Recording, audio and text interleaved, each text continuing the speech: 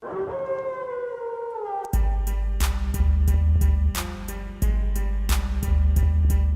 to another episode of the JBK Show. On this week's episode, we're sitting with an Australian journalist, radio presenter, TV presenter, the one and only Richard Wilkins. Hello, boys. Nice to see you. Pretty long list there, Richard. Oh, well, if you stick around long enough and work hard, you notch up a few credits Yeah, along the way. it's very true. Can we call you Dickie? You can call me whatever you like. Okay. We know you're born in New Zealand. You don't hear that. We don't hear the accent. You've been in Australia a long time.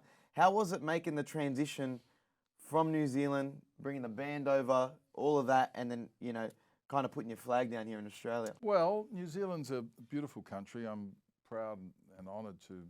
I've got dual citizenship these days. But it's a little country, and doing what I did, I'm travelling around New Zealand with my band. I trained as a school teacher, but I never really thought I'd end up doing that. And too attractive for a school teacher.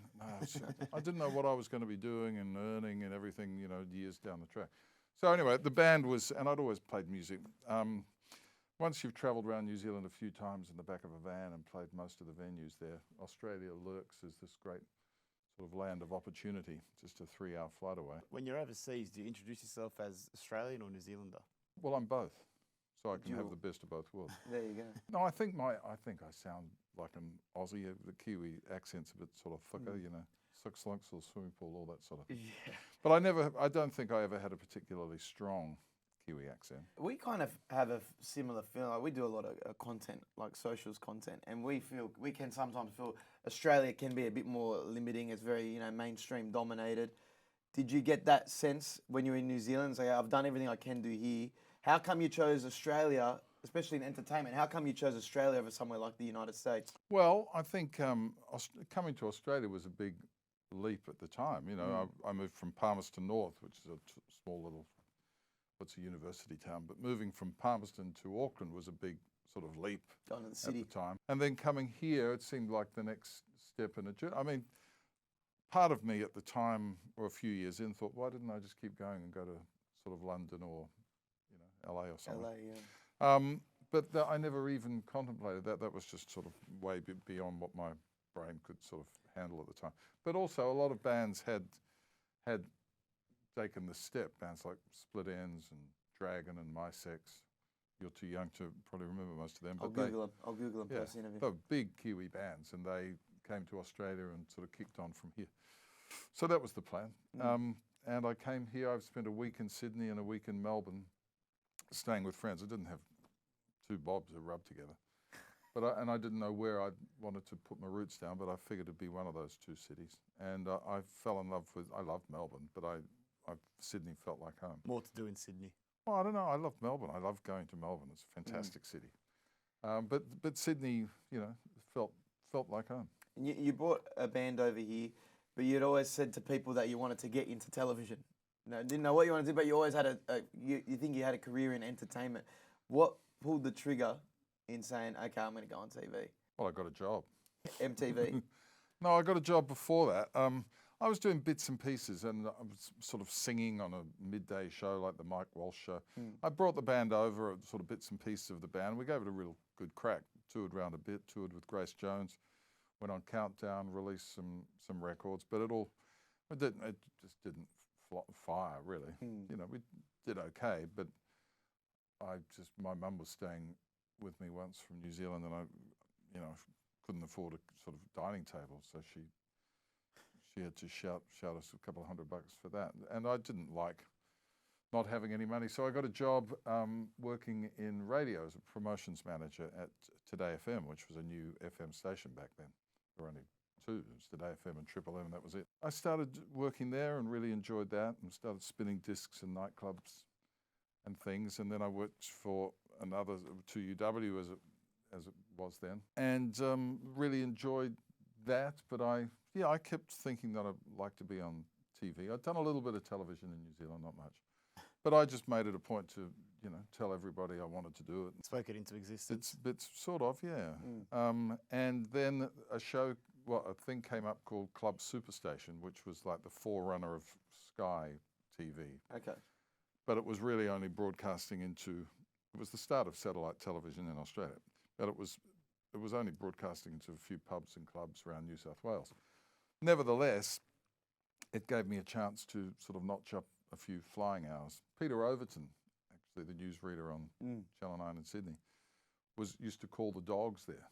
He would call the dog The races. greyhounds. The greyhounds. Jeez. And Pete, I've got to start somewhere. Pete was good caller. Yeah.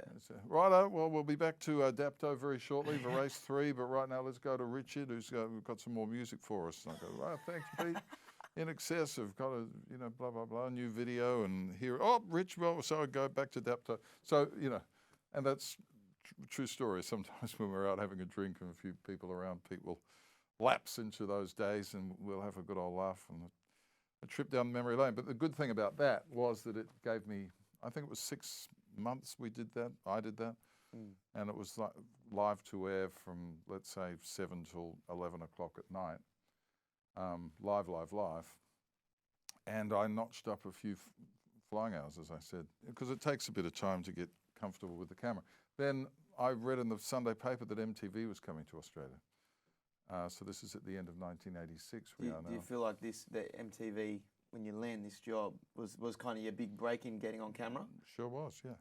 But they didn't say who was going to be hosting the thing. So I rang my agent, because I was doing a little bit of acting and stuff at the time, and said, can you find out about this thing? And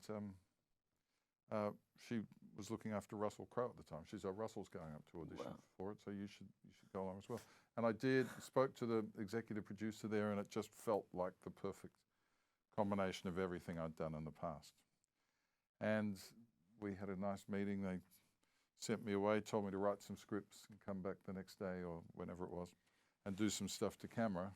And I enjoy writing, so I think I wrote some nice little intros and fun facts and stuff. And I just knew instinctively I was going to get the job. How big was MTV at the time? It was pretty big. It changed the way music was marketed and presented. There were bands who owe their careers really to being on MTV. Suddenly, the way you looked was just as important as the way you sound. In the States, it had been going for a few years, and we were the first international affiliate for MTV. So, and Channel 9 had MTV. When Mr. Packer first did the deal, he intended to just play MTV all night. It was flick a switch and it'd be cheap overnight programming, because TV didn't used to go 24 hours back in those days. Wow. Someone would flick the switch and it'd go to test pattern through the night. But so it was originally intended to be cheap overnight programming, but then he realized that wasn't going to work, and we did a 3-hour, it's like a 3-hour live to air sort of rock and roll video show. Sound like the perfect mix for you, coming from music, then venturing it becomes music videos, entertainment, and all things around music.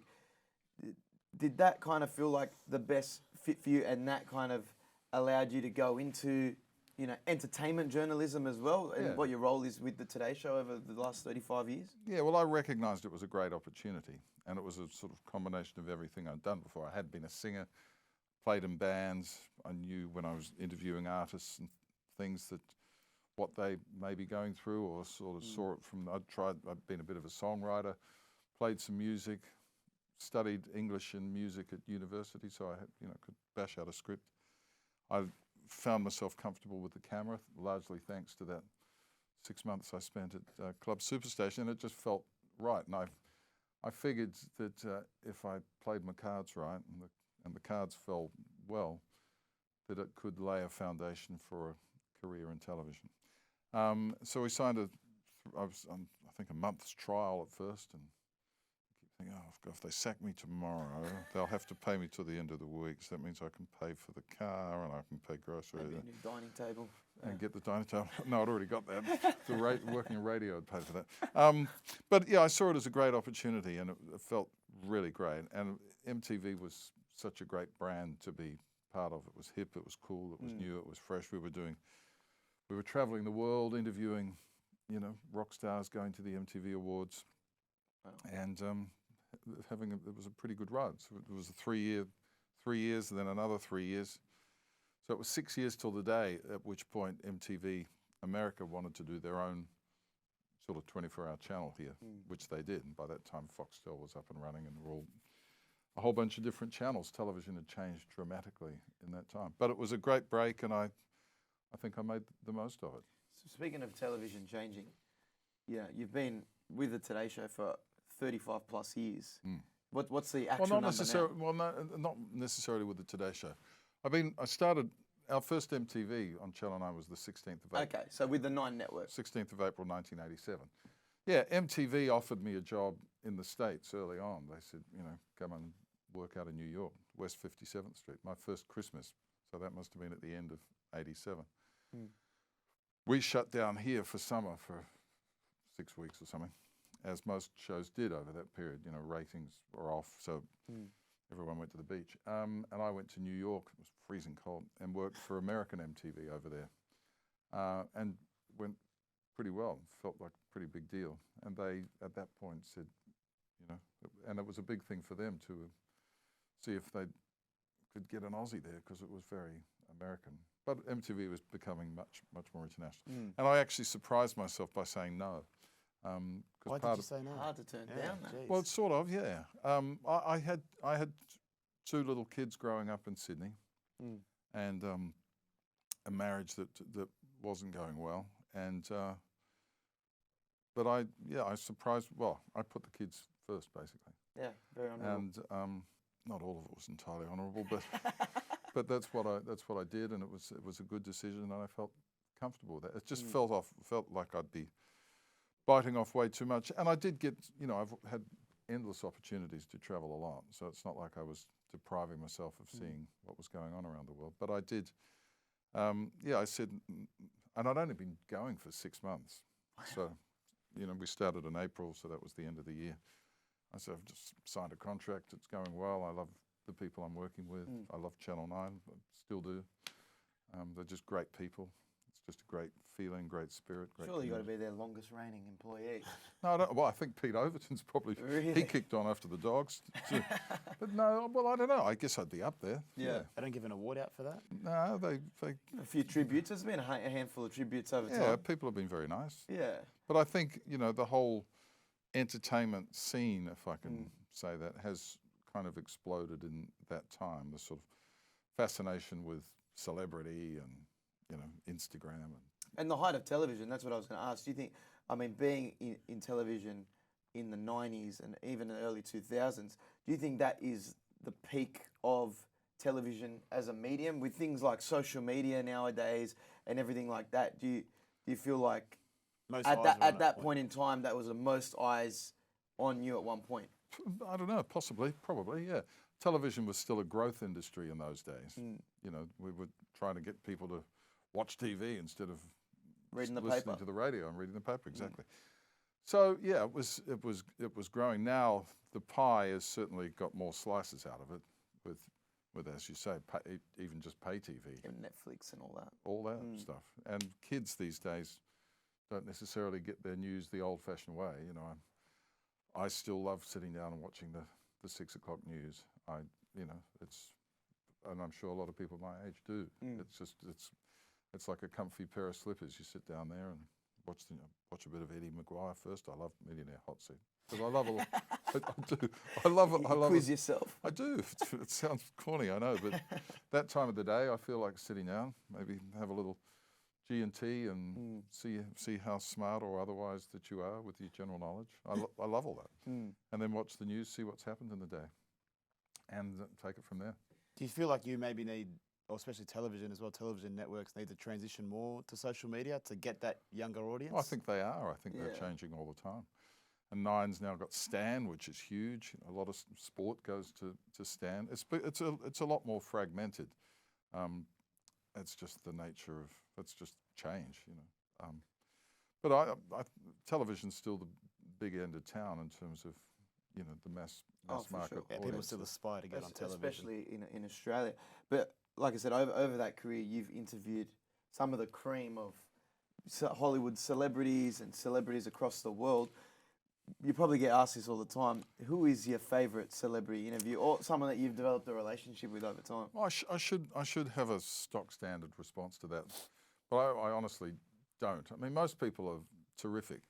I love interviewing people, songwriters, musicians, performers. I think they're my favourites. I think writing a song is like magic. I love magic too. I love. Big fan of like magicians. I love magicians. There's a guy going around town at the moment, Jackson Aces. He's just. Do you know Jackson? We know. We Yeah, follow yeah. him on Instagram. Oh, We've actually. man. It was at a Christmas party we were at. We get along really well. He's a freak, He's a yeah. freak. He is just brilliant. Yeah. It just does my head in. Shout out to Jackson. Oh, Did he do the one with you where you had to like start typing stuff into your phone and it ends up on today's date? Yeah. Oh, I saw him swallow a whole balloon animal, and I just thought. He's And in the then wrong he asks industry. you stuff, you know, a name, who you're thinking of, and such, and you'll say it, and then he'll pull a thing out of someone's wallet, and it's got it written down what you've just. I mean, I don't know how he does it. Or you write on a card, and all of a sudden it's, you know, in that fridge. There. He's prepared it maybe 3 weeks in advance. No, Nobody you're can't. gonna be he here. It's can't. crazy. It's I crazy. don't know. It's sleight of hand. I don't know. But I love magician, and for me, writing a song, you know, when Neil Finn sits down, and he likes writing songs in his rocking chair at the front of his house, and you know, half an hour later, there's a song that the world is singing along to a couple of months. I think that is just the most wonderful, fabulous creative. thing. It's extremely it's creative. it's the height of creativity. Is there anyone that you wished you've interviewed over the last 30 plus years? Well, I must say I've interviewed most of my idols. You know, people like Bruce Springsteen, Paul McCartney, Rod Stewart's become a mate. You know, Chris Martin I interviewed the other day from Coldplay. I love Coldplay so much. Seen them a couple. You going to Perth? Damn right. Yeah. It's such a joyous experience seeing Coldplay in concert. Michael Bublé just got to town. He's a lovely guy. He's a bit late for Christmas. A good mate. No, I'm joking. No. We love Michael. Michael's wonderful. He's a terrific guy, real family man. Brings the whole family with him. Richard, I'm not going to make any money on this tour, which is not quite true. But you know, people.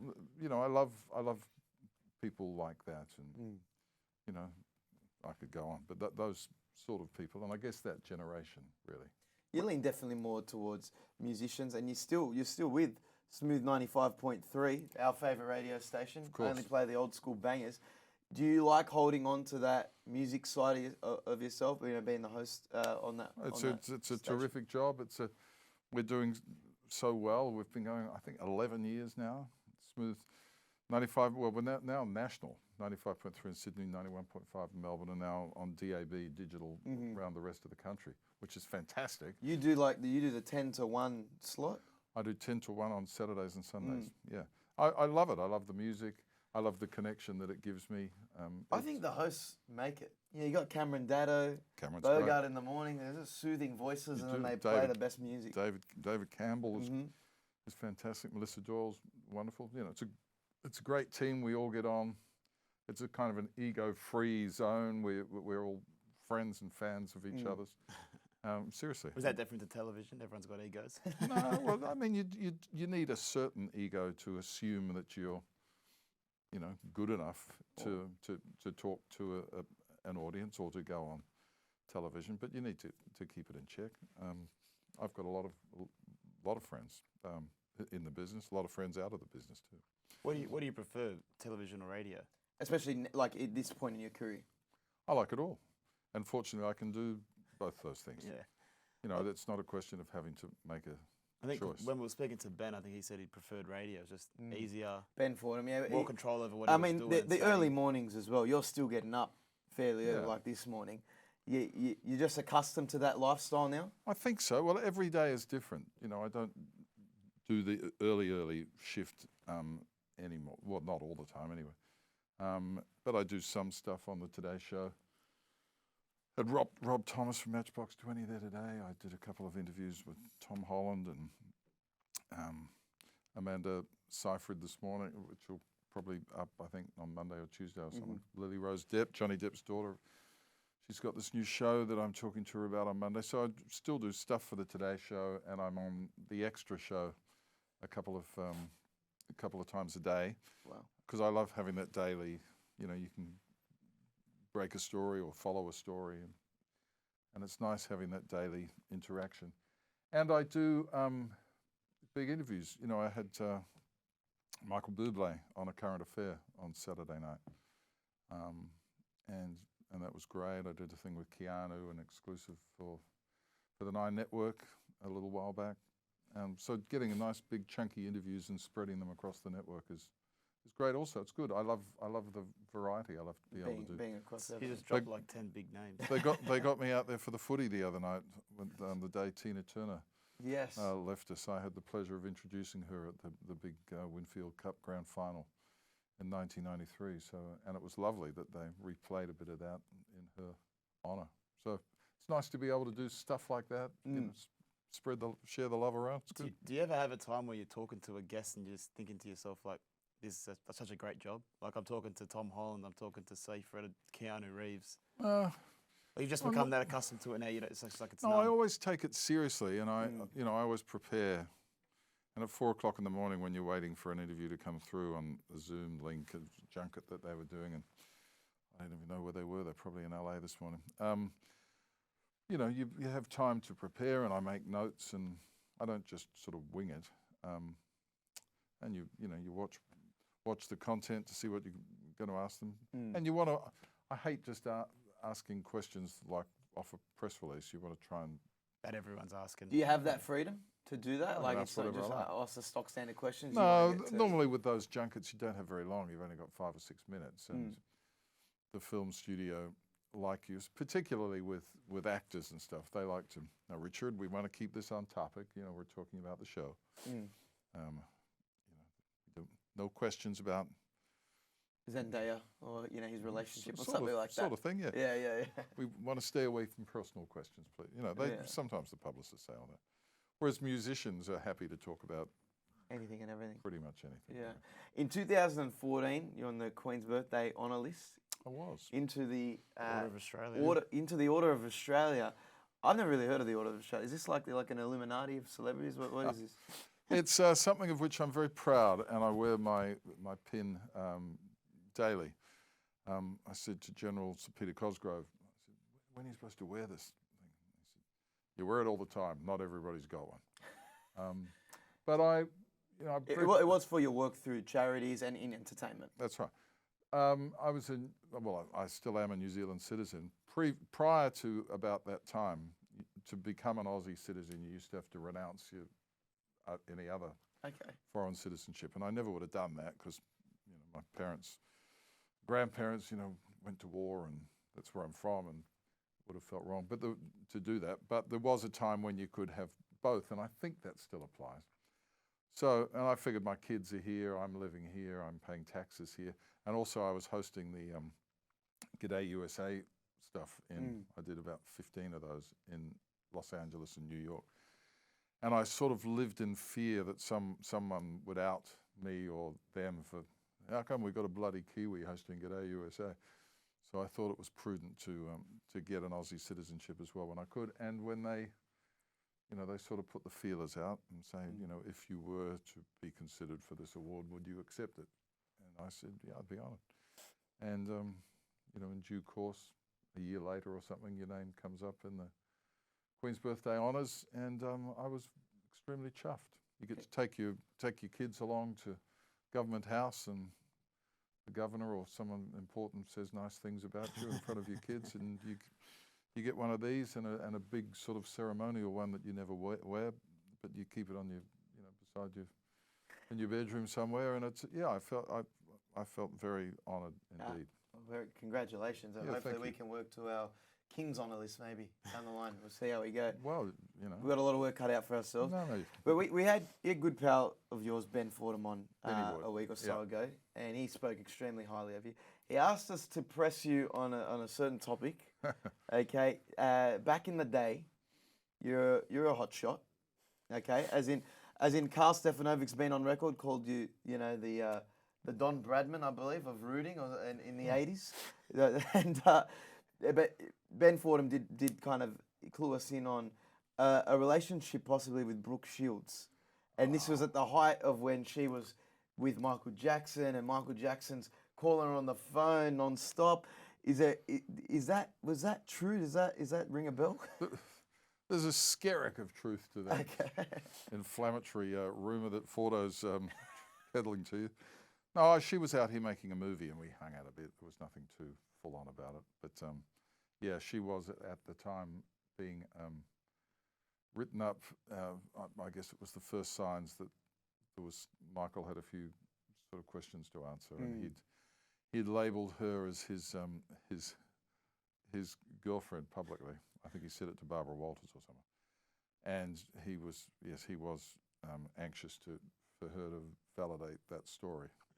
So yeah, she's a lovely lady. We've bumped into each other a couple of times since Now, then. was there loudspeaker back then? Could you hear any of the conversations while he was on the phone? I wasn't with her all that much, but she was here with her mum, staying in a hotel just around the corner from here. Wow. Yeah, she was. I believe he did call her. Yes. Yeah. Just confirm the storybook, please. I've put it out there with Barbara. But that's a pretty awesome that was a story. pretty surreal story. Yeah. The King of Pop. You're competing with the King of Pop, Richard. No, well, I wasn't competing with anybody. I met her in an interview, and we got on well and hung out a bit. That's the end of the story. Fordo's trying to escalate into something more than that. He's a good man. But like in saying that, especially with your work on the Today Show and with the Nine Network, you've seen Carl take a leave of absence here and there. Lisa Wilkinson's gone to another network. Did you ever, during your time, go, okay, maybe I want to take a little bit of a break, or I'd like to do something else? No, never like that. I've become sort of infamous, I guess is the word, for not really taking breaks and kind of working through, only because over the Christmas period's a great time to work. A lot of the bands have albums coming out for Christmas. A lot of the big films come out for Boxing Day. So it's always a fun time to be working rather than taking sort of December and January off. So I've always worked through, but I am actually this year taking and a couple of extended breaks. Well, you've earned it. Yeah. Well, it's nice to do it. I've going to take a week here and there in Europe. My son Christian is living in LA at the moment, so I aim to get up there a little bit. But no, I've always figured you've got to keep the foot on the accelerator pretty much. Carl had a year off, and in hindsight, it was a pretty good thing. Lisa's obviously, that whole thing that got blown out of all proportion, I think. But have you ever had to field an offer from even a rival network? Oh, I've had a couple of phone calls over the years. Yeah. Have they not tried to poach you? No, I've had a couple of calls from a couple of people, both here and internationally over the years. But I've always been very loyal to Channel 9. They've been very loyal to me. My kids have gone to good schools. They've always looked after me in every sense, and I've become very good friends with a lot of people there. And I'm my father's son. He worked at BP, the petrol company, for I think 35 years, and that was what that was the mentality, the understanding that I grew up with. You find a job you like, you try and be the best you can at that, and happy days. Have a great life. We play a game with guests each week called Fill in the Blanks. 3 quick fire questions, Rich. Just give us your answer. Blank is your favourite film? Godfather. Yeah. Godfather? I was hoping you'd say that. Yeah. We're Goodfellas guys as well. We do like a bit of Scorsese. Blank is your favourite musician?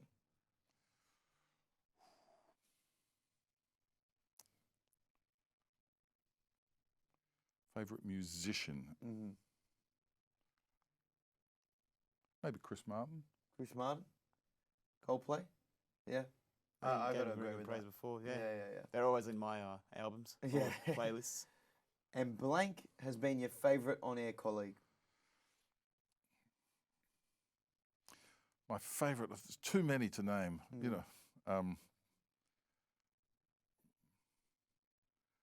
I worked with Sylvia Jeffries this morning. How do you go past her? There you go. Recency bias. Yeah. But it still checks out. Yeah. No, they're good. They're a great bunch of people. Those days when Fordo, who's said nice things about me, God bless him, we had a pretty good time there when the show used to travel a lot. Carl and Lisa and Georgie Gardner and Fordo and I, we go to New York for a week and broadcast out of the studios there. Yeah. It's Georgie's birthday today. Happy birthday, Georgie Gardner. all the David Campbell, Sylvia, you know, Alex, Brooke, the team at the Today Show, fantastic. Jane Has a Party, I love those. They're all your favourites. Yeah. Well, they're great people. Yeah. Tracy Grim, these are good, talented, hard-working people. I feel like a lot of people don't see all the hard work that goes on behind the scenes, especially in television. What would be your word of advice to the aspiring Richard Wilkins or the next Richard Wilkins? Get up early, stay up late, and work your ass off. There you go. That's Simple advice. That's the secret. No, Richard, really appreciate your time. I hope you enjoy your deserved break off here and there. Enjoy Ibiza. Yeah. And keep killing it, mate. Good on you. Yeah. Thanks, boys. Thank you, mate. It was fun. That was fun. Cheers. Yeah, no worries.